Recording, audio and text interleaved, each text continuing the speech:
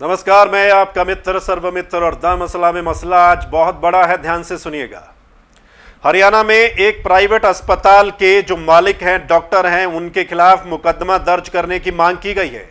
और यह मांग किसी आम जनता की ओर से नहीं की गई है, बल्कि एक नोडल अधिकारी की ओर से की गई है। नोडल अधिकारी कौन है? इस कोरोना काल में सरकार ने नोडल अधिकारी को लगा रखा है कई सारे, एक जिले में, जिसके अंडर में एक एक दो अस्पताल आते हैं, प्राइवेट अस्पताल। क्योंकि सरकार ने इस कोरोना काल में सभी अस्पतालों को अपने अंडर ले रखा है। अब वो नोडल अधिकारी देखरेख करता है कि किसी अस्पताल में गड़बड़ तो नहीं चल रही, क्या सब कुछ ठीक ठाक है।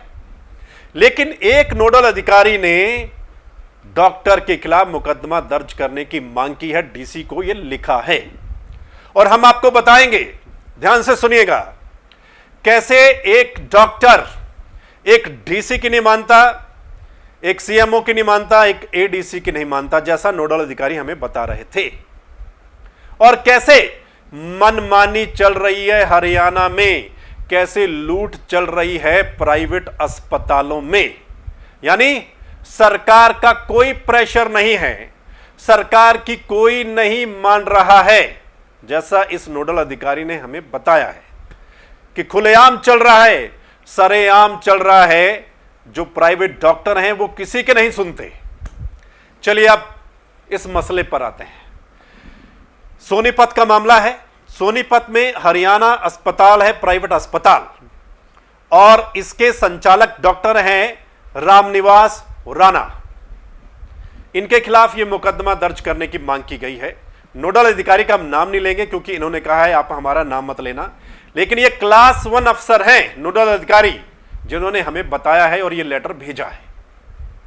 इनका कहना है कि इनकी रिश्तेदारी में कोई बीमार था, कोरोना था, वो गन्नौर में एडमिट था, वहां पर हालत उनकी नाजुक होती है, उनको एक वेंटिलेटर बेड की जरूरत होती है।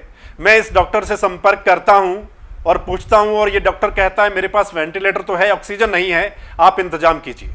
ये नोडल अधिकारी जैसे तैसे करके ऑक्सीजन का बंदोबस्त करता है। 20 सिलेंडर उस डॉक्टर को दिए जाते हैं।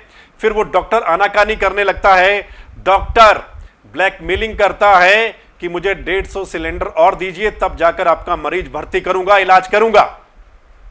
ये नोडल अधिकारी फिर इसकी शिकायत करता है सीएमओ को, डीसी को, एडीसी के पास शिकायत जाती है, सीएमओ को कहा जाता है, लेकिन इन सब की बात वो डॉक्टर नहीं मानता, जैसा हमें नोडल अधिकारी ने बताया है। और इस लेटर में भी उन्होंने लिखा है, शिकायत में भी लिखा है ना बड़ा मसला। मतलब एक प्राइवेट अस्पताल का डॉक्टर प्रशासन को कुछ नहीं समझता, जिले के सबसे बड़े अधिकारी को कुछ नहीं समझता, उसकी बात नहीं मानता और ब्लैकमेलिंग करता है कि 150 सिलेंडर लाओ और इलाज करवाओ। नोडल अधिकारी कहता है क्यों? क्योंकि नोडल अधिकारी से तो कम पैसे मिलने थे जो सरकार ने तय कर रखे हैं। हां, किसी और को बेड देगा तो वो मनमानी फीस वसूल करेगा, ये रीजन हो सकता है, जैसा हमें नोडल अधिकारी ने बताया। अब फिर क्या है कि इस दौरान 6-7 घंटे निकल जाते हैं। ये सब पूरी प्रक्रिया में किसी और अस्पताल से फिर बात की जाती है, लेकिन इस दौरान ही उस मरीज की मौत हो जाती है। नोडल अधिकारी के जो रिश्तेदार में मरीज थे उनकी मौत हो जाती है, जिसके बाद नोडल अधिकारी डीसी को यह लेटर लिखता है कि इस फला अस्पताल के जो संचालक हैं डॉक्टर, इनके खिलाफ मुकदमा दर्ज किया जाए। यह कुछ छोटी बात नहीं है, यह सिर्फ एक उदाहरण है। हमें हर रोज ऐसी शिकायतें मिल रही हैं कि कैसे प्राइवेट अस्पताल जो वाले हैं, जो डॉक्टर हैं, मनमानी कर रहे हैं, लूट रहे हैं। सरकार का कोई दबाव इन पर नहीं है, कोई प्रेशर नहीं है, ये किसी के नहीं सुनते, किसी के नहीं मानते। आपने सुन ही लिया, किसकी मान रहे हैं, किसकी सुन रहे हैं। ऐसे में हरियाणा की सरकार क्या कर रही है? हरियाणा के मुख्यमंत्री वैसे तो दौरे कर रहे हैं, हर जिले में जा रहे हैं, लेकिन क्या वो सिर्फ दिखाने के लिए है? क्या सिर्फ दावे हैं कि हमारे पास ये कमी नहीं है, सब कुछ ठीक ठाक है? और वहां ऐसी चीजें देखने और सुनने को मिल रही हैं। अगर मैं बैठा होता ना उस कुर्सी पर, तो ऐसी किसी के अंदर हिम्मत नहीं होती कि वो ऐसे करता, और अगर कोई हिमाकत करता तो फिर उसको उसका अच्छे से इंतजाम भी कर दिया जाता, ताकि आगे से वो ऐसा करने की कभी सोचे भी ना। लेकिन हिम्मत होनी चाहिए। ऐसा लगता है कि सरकार सिर्फ दामों की सरकार है। धरातल पर अगर आप असलियत देखें अस्पतालों की और सरकार के दावे आप देखें तो जमीन आसमान का अंतर है, जमीन आसमान का। नोडल अफसर ने हमें यह भी बताया कि जो सरकार ने रेट तय कर रखे हैं बेड के, जैसे कोई 8,000, 10,000 या 15,000 तय कर रखे हैं, 13,000, ये डॉक्टर वो भी नहीं मान रहे हैं। ये अपनी मनमानी करते हैं। हर रोज 30-35 हजार रुपया चार्ज करते हैं एक मरीज से। ये चल रहा है, लेकिन सरकार कोई कदम नहीं उठा रही है। नोडल अधिकारी का कहना है कि मैंने शिकायत दी, लेकिन उसके बावजूद उस डॉक्टर पर कोई कार्रवाई नहीं। सिर्फ इतना बोला गया कि हां, इसकी जांच करवाएंगे।